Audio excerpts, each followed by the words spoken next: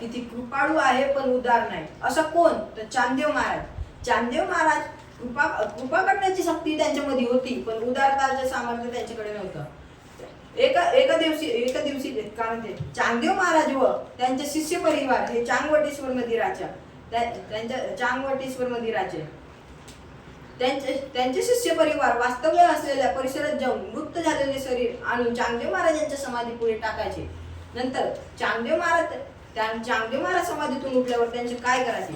तर चांगदेव महाराज समाधीवरून उठल्यावर चांगदेव महाराज मध्ये कृपाशक्ती भरपूर होती. चांगदेव महाराजांची दृष्टी पडली का नाही पडली, चांगदेव महाराजांची दृष्टी पडली का नाही पडली, मृत झालेले शरीर सुद्धा उठून जायचे. एकदाचे प्रसंग, निवृत्तीनाथ, ज्ञानोबाराय, सोपान काका व मुक्ताबाई त्या ठिकाणीवरून प्रवास करत असताना त्या ठिकाणी आले. तिथे त्यांचा शिष्य परिवार भेटला.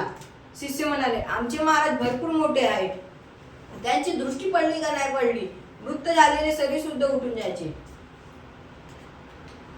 मुक्ताबाई विचार करू लागले, महाराज केव्हा उठल, महाराजांची समाधी केव्हा उघडल, महाराज केव्हा यांना जीवित करत.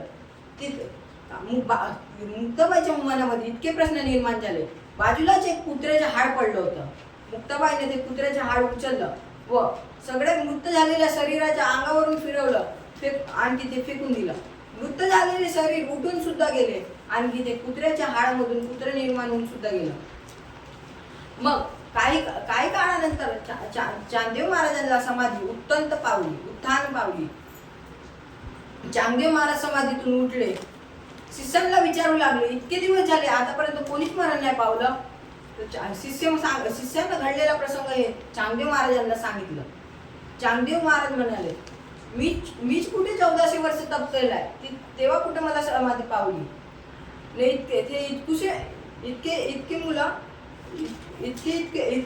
इतके छोटे मुलं आणि त्यांच्यात इतकं सामर्थ्य. नंतर चांगदेव महाराजांच्या मनामध्ये जिज्ञासा निर्माण झाली. चांगदेव महाराजांना ठरवलं पत्र पाठवायचं, पण पत्रामध्ये लिहावं का तर नेमकं कळलंच नाही झालं.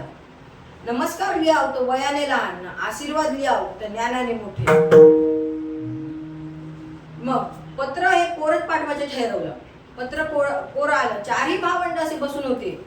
पत्र मुक्ताबाईच्या हातात आलं. ज्ञानोबारायला विचारलं, पत्र कोणाचे आहे तर चांगदेव महाराजांचे आहे.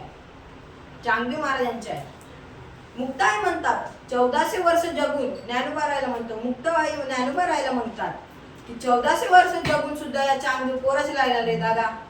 तेव्हा ज्ञानोबाराय म्हणतात, काय नाही, कोरपत्र हे चांगलं असतं, आपल्याला त्याला सुटसुटीत लिहिता येतं, काय नाही, आपण त्याला भरू. मग चांगदेव महाराजांना ज्ञानोबारायनं हे पत्र 65 वयामध्ये लिहिलं. मुक्ताबाईने त्यांचे नाव ठेवलं चांगदेव 65. पत्र हे चांगदेव महाराजांकडे गेलं. चांगदेव महाराज पहिल्याच ओवीत गाव झाले. स्वस्ति